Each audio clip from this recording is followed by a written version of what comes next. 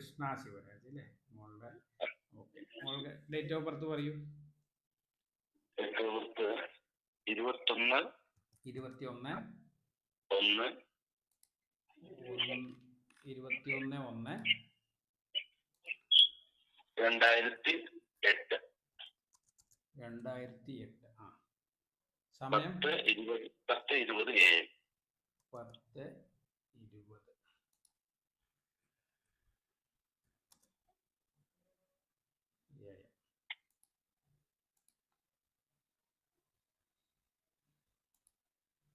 തിരുവാതിരയാണ് നക്ഷത്രം. മലപ്പുറമാണ് അല്ലേ? സ്ഥലം മലപ്പുറം അല്ലേ?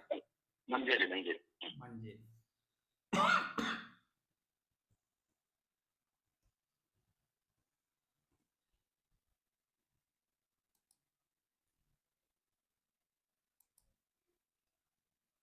തിരുവാതിര. ഓക്കെ, 4-ാം പാദം അല്ലേ? തിരുവാതിര നക്ഷത്രം 4-ാം പാദം. നാളെ മറ്റന്ന് തിരുവാതിര തുടങ്ങായി. തിരുവാതിര തുടങ്ങുകയാണ് നാളെ മറ്റന്നാൾ. ഇന്നിപ്പോ കാർത്തികയാണ് നാളെ. തിരുവാതിര മോൾക്ക് വന്നിട്ട് ഏകദേശം പൗർണമിയോട് അടുത്ത് തന്നെയാണ് അല്ലേ? മകരമാസത്തിലെ തിരുവാതിര, ധനുമാസം അല്ല, മകരമാസത്തിലെ അടുത്ത മാസത്തെ തിരുവാതിര. മീനലഗ്നാണ് അല്ലേ? 10 ഗുരുശുക്രന്മാരുണ്ട്, ചന്ദ്രനുണ്ട്, ചൊവ്വ നല്ല ബലം ഉണ്ടല്ലോ. ചൊവ്വയ്ക്കാണ് അധിക ബലം. ചൊവ്വയുടെ വിദ്യാഭ്യാസം, പഠനം, ജോലി, ബയോളജി നല്ല ഇഷ്ടമായിരിക്കുമല്ലോ. അതന്നെയാ. മെഡിസിൻ എടുക്കാം, നീറ്റ് എടുക്കാം. നീറ്റ് എടുക്കാന്നല്ല, നീറ്റ് എടുക്കൂ.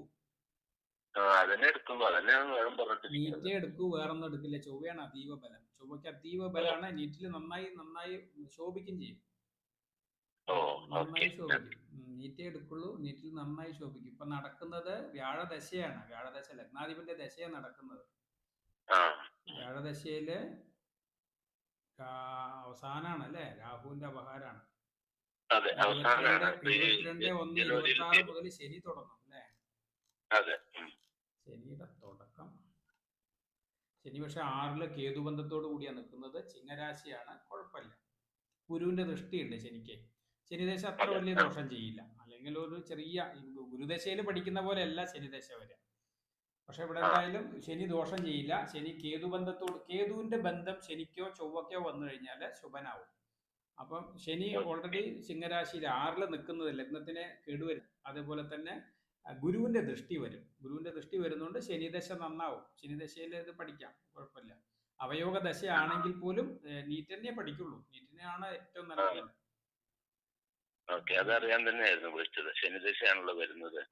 ശനിദശ ഒരു ചെറിയ തടസ്സം തന്നെ. പക്ഷെ ഇവിടെ ഗുരുദൃഷ്ടി നോക്കട്ടെ. ശനി എത്ര ഡിഗ്രിയാ? ശനി വന്നിട്ട് 13 ഡിഗ്രിയാണ്. ഗുരു ഒരേ ഡിഗ്രിയിൽ ശനിയുടെ ഗുരുവിന്റെ ദൃഷ്ടിയിലാണ്. 13 ഡിഗ്രിയില് ഗുരു 4-13 4 രാശി 13 ഡിഗ്രിയിൽ ശനിയും, 8 രാശി 13 ഡിഗ്രിയിൽ ഗുരുവാണ്. അതുകൊണ്ട് തീർച്ചയായിട്ടും അത് ഒരേ ഡിഗ്രിയിലാണ്. ശനി അതീവ ശുഭനായി നിൽക്കും. ശനി കേതു 5 ഡിഗ്രിയിലാണ്. ഒരു തടസ്സമില്ല. മാത്രമല്ല ശനിയും സൂര്യനും തമ്മിൽ പരിവർത്തനമാണ്, കാരകത്വമുണ്ട്. ശനിക്ക് കേടില്ല. ശനി 11-ാം ഭാവാധിപനായതുകൊണ്ട് 11-ാം ഭാവമായിട്ടാണ് കൂടുതൽ ബലം തരിക. അപ്പൊ ലാഭം തന്നെ, വിജയം തന്നെ ഉണ്ടാവുള്ളൂ. കുഴപ്പമുണ്ടാവില്ല. ചൊവ്വയുടെ തന്നെ പഠിക്കുള്ളൂ, മറ്റൊന്നും പഠിക്കില്ല. 2 കാര്യം എന്താ പറഞ്ഞാൽ, 1 പൗർണമി ചന്ദ്രന്റെ കൂടെ ചൊവ്വ നിൽക്കുന്നത്. 2 ഗുരുവിന്റെയും ശുക്രന്റെയും ദൃഷ്ടിയില്ല. നല്ല തിളക്കം ഉണ്ടാവും, ജോലിയിലൊക്കെ നല്ല ഉയർച്ച ഉണ്ടാവും. ശനിദശ നന്നാവും ചെയ്യും. ശനിദശയും നന്നാവും. അത് കഴിഞ്ഞ് വരുന്ന ബുധദശയും നന്നാവും. കാര്യം ബുധൻ എന്തായാലും 11-ൽ നിന്നിട്ടാ ദശ നടത്തുന്നത്. ദശകളും നല്ല തന്നെയാണ്. നല്ല ജാതകമാണ് കേട്ടോ. ലഗ്നാധിപൻ ശുക്രയോഗം ചെയ്ത് പൗർണമി ചന്ദ്രന്റെ യോഗം കിട്ടിയതാണ് നല്ലത്. പൗർണമി ചന്ദ്രന്റെ യോഗം ചൊവ്വയ്ക്ക് കിട്ടിയതും, ചൊവ്വ നോർമലായിട്ട് നല്ല ശുഭത്വം വന്നു. എനിക്ക് ഇതൊരു പേടി ഉണ്ടായിരുന്നു. കാരണം ഈ ശനി 6-ലല്ലേ നിൽക്കുന്നത്. ശനി 6-ൽ നിന്നതുകൊണ്ടാണ് രക്ഷപ്പെടുന്നത്. ലഗ്നം 7-ൽ നിന്ന് കഴിഞ്ഞാൽ കുഴപ്പമാണ്. ലഗ്നത്തിനെ കേടുവരുത്തും. 6-ൽ നിൽക്കുന്നതുകൊണ്ട് കുഴപ്പമില്ല. കാര്യം 6-ൽ എന്ന് പറയുമ്പോൾ അധ്വാനം കുറച്ച് കൂടുന്നേ ഉള്ളൂ. ഫിസിക്കൽ വർക്ക് കുറച്ച് കൂടും. പക്ഷെ ശുഭനാണ്.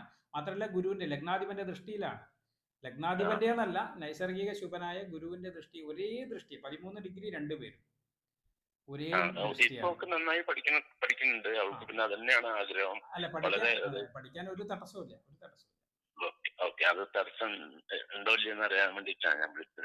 അതെ, ഒരു ചൊവ്വയാണെങ്കിൽ അംശകത്തിലും ശുഭനാണ്, ശുക്രന്റെ വീട്ടിലാണ്. ഒരു തടസ്സമില്ല, അനുകൂലമാണ് കേട്ടോ, അനുകൂലമാണ്. അതേ പഠിക്കൂ, അനുകൂലാണെന്നല്ല, അതേ പഠിക്കൂ, ബയോളജി അത് പഠിക്കുന്നു. തന്നെ വേണം പറഞ്ഞിട്ട് തന്നെ ആയിരിക്കണത്.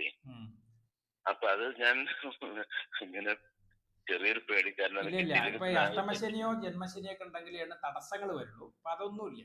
മാത്രമല്ല മോക്ക് ഏകദേശം പൗർണമിയോട് അടുത്ത ചന്ദ്രനാണ്. ശനിദശയാണെങ്കിൽ പോലും ശനി 6 നിന്നിട്ടാണ് ദശ നടത്തുന്നത്.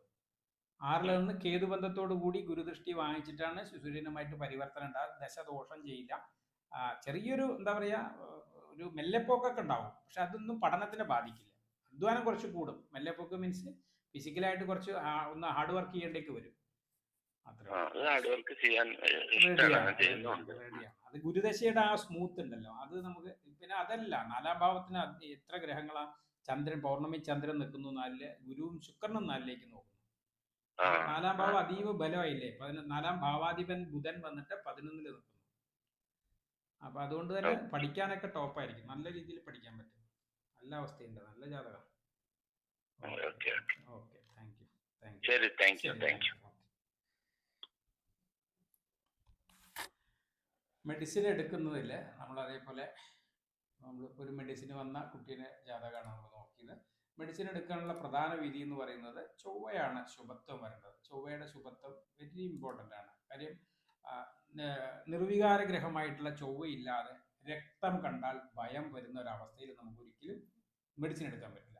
അപ്പോൾ ചൊവ്വയ്ക്ക് നല്ല ബലം വേണം. രക്തത്തിന് പേടിയില്ലാത്തൊരവസ്ഥ ഉണ്ടെങ്കിലേ നമുക്ക് ഈ അലോപ്പതി എടുക്കാൻ പറ്റും. ആയുർവേദത്തിന് ചൊവ്വ കുറച്ച് ബലം കുറഞ്ഞാലും മറ്റ് ഗുരുവിനെ പോലുള്ള ഗ്രഹങ്ങൾ മതി. പക്ഷെ രക്തം കാണണമെങ്കിൽ, ഓപ്പറേഷൻ ചെയ്യണമെങ്കിൽ, കത്തി വെക്കണമെങ്കിൽ ചൊവ്വ ബലം വരണം.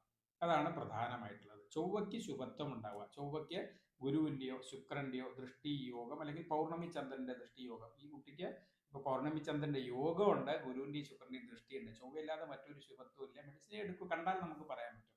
അതേപോലെ പിന്നെ വേണ്ട ഗ്രഹം ഒന്ന് സൂര്യനാണ്, പിന്നെ ഗുരുവാണ്. മെഡിസിന് 3 ഗ്രഹങ്ങളുടെ കോമ്പിനേഷനാണ്. പ്രധാന ഗ്രഹം ചൊവ്വയും, അത് കഴിഞ്ഞ് സൂര്യനും, അത് കഴിഞ്ഞ് MD പോലുള്ള കാര്യങ്ങളൊക്കെ എടുക്കുന്നതിന് സൂര്യന് ബലം വരണം.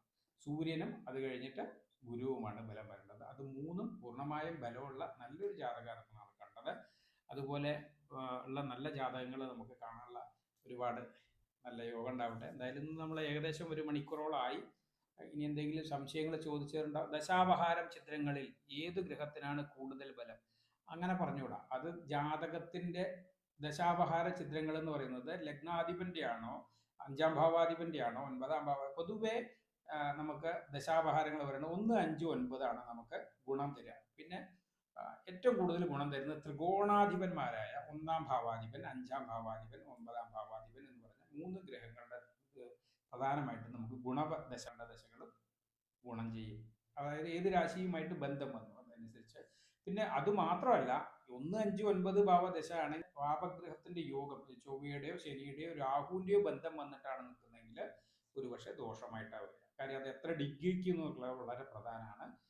അപഹാരങ്ങളും അങ്ങനെ തന്നെ വരിക. ദശയാണെങ്കിലും അപഹാരമാണെങ്കിലും പാപബന്ധം വരുന്ന ഗ്രഹങ്ങള്, ഏത് ലഗ്നാധിപനാണെങ്കിലും, 5ാം ഭാവാധിപനാണെങ്കിലും, 9ാം ഭാവാധിപനാണെങ്കിലും, നമ്മൾ കള്ളുകുടിയന്റെ കൂടെ കൂട്ടുകൂടിയ കഴിഞ്ഞു കഴിഞ്ഞാൽ നമ്മളും കെട്ടുപോകും. അല്ലെങ്കിൽ മദ്യപാനിയുടെ കൂടെ കൂടുന്ന കാണുന്നവരും കേൾക്കുന്നവരും, അല്ലെങ്കിൽ ഇദ്ദേഹത്തിന്റെ പോലും സ്വഭാവം എന്തായിരിക്കും, മദ്യപിക്കണം എന്നൊന്നുമില്ല. എന്നെ കണ്ടു കഴിഞ്ഞ ആളുകൾ പറയും ഫുള്ള് വെള്ളം, ഫുള്ള് ഫിറ്റ് ആയിട്ടാണ് നിൽക്കണമെന്ന് പറയും. അതുപോലെയാണ് അപ്പൊ ഗുരുവിന്റെ വീട്ടിൽ വന്ന് ശരിയാ നിൽക്കുന്നതെങ്കിൽ എൻ്റെ വീട്ടിലേക്ക് ഒരു കള്ളുകുടിയൻ വരുന്ന ആളുകൾ കാണുന്ന പോലെ ഉണ്ടാവും. അപ്പൊ ഞാൻ കള്ളുകുടിയൻ അല്ലാന്ന് ആളുകൾക്ക് മനസ്സിലാവുമെങ്കിലും ഇവൻ വന്ന് വഴക്കുണ്ടാക്കുമ്പോൾ ഒന്ന് കള്ളുകുടിയനോട് തന്നെ നമ്മൾ ഉപമിക്കണം. വൃത്തികെട്ടവനും മോശപ്പെട്ടവനുമായ അല്ലെങ്കിൽ അക്രമകാരിയായിട്ടുള്ള ഗ്രഹങ്ങളുമായി ശുഭഗ്രഹങ്ങൾ യോഗം ചെയ്യുമ്പോൾ ശുഭഗ്രഹങ്ങളുടെ ഗുണം കുറയും. പക്ഷെ പാപഗ്രഹം എന്തായി, അവൻ വലിയവനാവും. കാര്യം എന്താണ്, ശുദ്ധനായിട്ടുള്ള ഒരാളുടെ കൂടെ ഇങ്ങനെയുള്ള കൂട്ടുകെട്ട് അവൻ വളരെ നന്നായി തോന്നുന്നു എന്ന് പറയും. പക്ഷെ തിരിച്ചാണ്, ശുഭൻ എപ്പോഴും പാപന്റെ കൂട്ട് നന്നല്ല, പാപൻ എപ്പോഴും ശുഭന്റെ കൂട്ട് നന്നാവും ചെയ്യും. അത് വളരെ, ആ ഗ്രഹം എവിടെ നിൽക്കുന്നു, എങ്ങനെ നിൽക്കുന്നു, ഏത് ഭാവവുമായി ബന്ധപ്പെട്ട് നിൽക്കുന്നു, ഏത് സമയത്ത്, പ്രായം വെരി ഇമ്പോർട്ടൻ്റ് ആണ്. ശുക്രദശ 2 വയസ്സിൽ വന്നിട്ട് ഒരു കാര്യമില്ല. ശുക്രദശ യാത്രത്തിലെ ഗ്രഹദോഷങ്ങൾക്ക് എങ്ങനെ പരിഹാരം കാണാം, അതൊരു വലിയ ചോദ്യമാണെങ്കിലും ഞാൻ ആ ചോദ്യത്തിന് വളരെ, ശരിക്കും പറഞ്ഞാൽ ജ്യോതിഷത്തെ കാലഗണനയാണ് പ്രധാനം. കാലത്തെ ഗണിക്കുകയും അത് നമ്മൾ പ്രാക്ടീസിലൂടെ ഇങ്ങനെയൊക്കെ സംഭവിക്കാം അപ്പോൾ നിങ്ങൾക്ക് മുൻകൂട്ടി വെൽനെസ് ഇൽനെസ് എന്ന് പറയാം. നമുക്ക് ഇന്ന് ഡോക്ടർമാരെ കണ്ടു കഴിക്കുക നമ്മൾ ഇൽനെസ് ആണ്, അസുഖം വന്നതിന് ശേഷം ക്യൂർ ചെയ്യാൻ വേണ്ടി കഴിക്കുന്ന, അസുഖത്തെ ഇല്ലാതാക്കുന്ന മരുന്ന്. ഇതുപോലെയാണ് ജ്യോതിഷം. ജ്യോതിഷം നമ്മൾ എന്തിനാ ചെയ്യുന്നത് പറഞ്ഞു കഴിഞ്ഞാൽ അസുഖം വരാതിരിക്കാൻ വേണ്ടി, അല്ലെങ്കിൽ ഈ ഒരു സന്ദർഭം വരുമോ, അല്ലെങ്കിൽ ഒരു ബിസിനസ് തുടങ്ങുമ്പോൾ അത് ബുദ്ധിമുട്ടിലേക്ക് പോകുമോ എന്ന് കണ്ടെത്താൻ വേണ്ടിയാണ്. 6, 8, 12 ഭാവാധിപന്റെ ദശയോ അഷ്ടമശനി പോലുള്ള ദോഷങ്ങളോ വരുന്നുണ്ടോ എന്ന് മുൻകൂട്ടി മനസ്സിലാക്കാൻ വേണ്ടിയാണ് നമ്മൾ ജ്യോതിഷം ചിന്തിക്കേണ്ടത്. അതല്ലാതെ നമ്മൾ ഗ്രഹങ്ങൾക്ക് പരിഹാരമുണ്ട് എന്ന്, പരിഹാരം മനസ്സിനാണ് കൊടുക്കുന്നത്, അത് താന്ത്രികപരമായിട്ടാണ് കൊടുക്കുക. പരിഹാരം കൊടുത്താൽ പോലും എല്ലാവർക്കും ഈ ക്ഷേത്ര പരിഹാരങ്ങളൊന്നും പൂർണ്ണമായിട്ട്, കലിയുഗത്തിലെ നാമജപമാണ് ഏറ്റവും വലിയ പരിഹാരം എന്ന് പറയുന്നത്. നമ്മളെ ശരിയാക്കുന്നതാണ്. നമ്മുടെ എല്ലാ ചിട്ടവട്ടങ്ങളും, നമ്മുടെ എല്ലാ പാരമ്പര്യ എന്താ പറയുക ആചരണങ്ങളും നമ്മളെ ശരിയാക്കുന്നതിന് വേണ്ടിയിട്ടുള്ളതാണ്. അതൊരു കാർമ്മികൻ, ഒരു കഴിവും ഒരു ഇതും ഇല്ലാത്ത ഒരാളാണ് കാർമ്മികനിലൂടെ ചെയ്യുന്നത്. നമുക്കൊരു മാസ്റ്റർ വരുന്നത് എന്തിനാ? നമുക്കറിയാത്തതുകൊണ്ടാണ്. അതുപോലെയാണ് ഒരു കാർമ്മികനിൽ ഏൽപ്പിക്കുന്നത്. പൊതുവെ നിങ്ങൾ നാമജപം ചെയ്യിപ്പിക്കുക. സ്വന്തം ലഗ്നാധിപന്റെ ദേവത ഏതാണോ ആ നാഥനെ ജപിക്കുന്നതാണ് എപ്പോഴും പരിഹാരമായിട്ട് ഏറ്റവും നല്ലതും. നാമജപത്തിലാണ് യഥാർത്ഥത്തിൽ മനസ്സിനാണ് നമുക്ക് ഈ ഒരു കാലഘട്ടത്തിൽ പൊതുവെ സ്ട്രെസ്സാണ് കൂടി വരുന്നത്. മനസ്സിനാണ് ഓരോ ആഗ്രഹങ്ങൾ കാരണം നമ്മുടെ ജീവിതത്തെ നമ്മൾ തന്നെ നമ്മുടെ ജീവിതത്തെ നശിപ്പിക്കുകയാണ്. അപ്പോൾ മനസ്സിനാണ് ശരിക്കും പറഞ്ഞു കഴിഞ്ഞാൽ ട്രീറ്റ് ചെയ്യേണ്ടത്. മനസ്സിനെ ട്രീറ്റ് ചെയ്യുന്നത് ഏറ്റവും നല്ലത് ധ്യാനം, യോഗ, ഭക്തി, അതായത് മന്ത്രോച്ചാരണമാണ്. ധ്യാനം, യോഗ, മന്ത്രോച്ചാരണം. അതല്ലാതൊരു പരിഹാരം എന്ന് പറയുന്നത് യഥാർത്ഥത്തിൽ നമ്മളൊരു എന്താ പറയുക ഒരു ചെറിയ ടെക്നിക്കലാണ്. ഒരു ഒരു മനഃശാസ്ത്രപരമായ പരിഹാരം എന്ന് വേണമെങ്കിൽ അത്രയും പറയാൻ പാടുള്ളൂ. അത്രേ ഉള്ളൂ. അതായത് ജ്യോതിശാസ്ത്രം കാലഗണനയാണ് പ്രധാനം കൊടുക്കുന്നത്. അതൊരിക്കലും പരിഹാരശാസ്ത്രമേ അല്ല. പരിഹാരം അതിൽ താന്ത്രിക വിഭാഗങ്ങളും മറ്റും ചേർന്ന് രണ്ടാമത് വന്നതാണ്. തീർച്ചയായിട്ടും ജ്യോതിശാസ്ത്രം ഋഗ്വേദം മുതലേ ഉണ്ട്, ആദി വേദത്തിലേ ഉണ്ട്. പക്ഷേ ഈ പരിഹാരങ്ങളും മറ്റതെല്ലാം വരുന്നത് അഥർവ വേദങ്ങളിലൊക്കെയാണ്. അതുകൊണ്ട് തന്നെ നമുക്കറിയാം ആദ്യം ഉണ്ടായിരുന്നത് ഹോമം മാത്രമാണ്. ഹോമങ്ങൾ മാത്രമാണ് നമ്മൾ മറ്റു വേദങ്ങളിലൊക്കെ പറയുന്നത്. അവസാനങ്ങളല്ലേ അഥർവ വേദത്തിലും അതിന് ശേഷമുള്ള സമയത്തുമാണ് നമ്മൾ പരിഹാരം കൊണ്ടുവരുന്നത്. അതുകൊണ്ട് തന്നെ ജ്യോതിശാസ്ത്രം വേദങ്ങളുടെ കണ്ണാണ്, ആരംഭം മുതലുള്ളതാണ്. അതുകൊണ്ട് ജ്യോതിഷത്തെ നമ്മൾ മനസ്സിലാക്കുമ്പോൾ പരിഹാരശാസ്ത്രമായിട്ട് കാണരുത്. മുൻകാഴ്ച, നമ്മളൊരു സ്ഥലത്തേക്ക് പോകുമ്പോൾ റോഡിൽ ബ്ലോക്ക് ഉണ്ടോ ഇല്ലയോ എന്ന് അറിയാൻ വേണ്ടിയിട്ടുള്ളൊരു ടെസ്റ്റ് മാത്രമേ നമുക്ക് ജ്യോതിഷത്തിലൂടെ ചെയ്യാൻ പറ്റുള്ളൂ. ഉണ്ടെങ്കിൽ പോവാതിരിക്കാം. അത് എല്ലാവർക്കും യോഗാവോ എന്ന് വെച്ചാൽ ചിലവർക്ക് നിർബന്ധമായും പോയേ പറ്റൂ. അങ്ങനെയാണെങ്കിൽ ഒരു നിവൃത്തി ഉണ്ടാവില്ല. ചിലവർക്ക് അറിഞ്ഞുകൊണ്ട് അവിടെ ഒരു നഷ്ടം വരും. ഒന്നുകിൽ സമയനഷ്ടം, ഇന്ന് പോവാതെ നാളെ പോകാൻ തീരുമാനിക്കാം. അത്രേ ജ്യോതിഷം കൊണ്ട് സംഭവിക്കുള്ളൂ. അല്ലാതെ എല്ലാത്തിനെയും പരിഹരിച്ച് കളയാമെന്ന് പറയുന്ന ദൈവങ്ങളൊന്നും ജ്യോതിശാസ്ത്രത്തിൽ പഠിച്ചവരാരുമില്ല. ഒരു ജ്യോതിഷിയും ദൈവമല്ല. അദ്ദേഹത്തിന് ഈ കാലഗണന മാത്രമേ കിട്ടിയിട്ടുള്ളൂ. മറ്റെല്ലാം താന്ത്രിക വിഭാഗവുമായി ബന്ധപ്പെട്ടതാണ്. അതുകൊണ്ട് തന്നെ ജ്യോതിശാസ്ത്രത്തെ ഒരു പരിഹാരശാസ്ത്രമായിട്ട് കാണുന്നതേ തെറ്റാണ് എന്നാണ് സത്യത്തിൽ എൻ്റെ അഭിപ്രായം. നമ്മുടെ മനഃശാസ്ത്രപരമായ പരിഹാരങ്ങൾ മാത്രമേ ജ്യോതിഷത്തിലുള്ളൂ. അത് നാമജപം, യോഗ, അതുപോലുള്ള കാര്യങ്ങളാണ് ഇന്നത്തെ കാലഘട്ടത്തിൽ. അത് തീർച്ചയായിട്ടും കലിയുഗത്തിലെ നാമജപമാണ് ഏറ്റവും പ്രധാനമായ പരിഹാരം. ലഗ്നാധിപന്റെ അതിദേവതയെ ജപിക്കുക എന്നുള്ളതാണ്, സദാ എല്ലാ സമയത്തും ജപിക്കുക എന്നുള്ളതാണ് പ്രധാനം. അപ്പോൾ തീർച്ചയായിട്ടും ഇന്നത്തെ ലൈവ് സെഷൻ നമ്മൾ അവസാനിപ്പിക്കുകയാണ്. അടുത്ത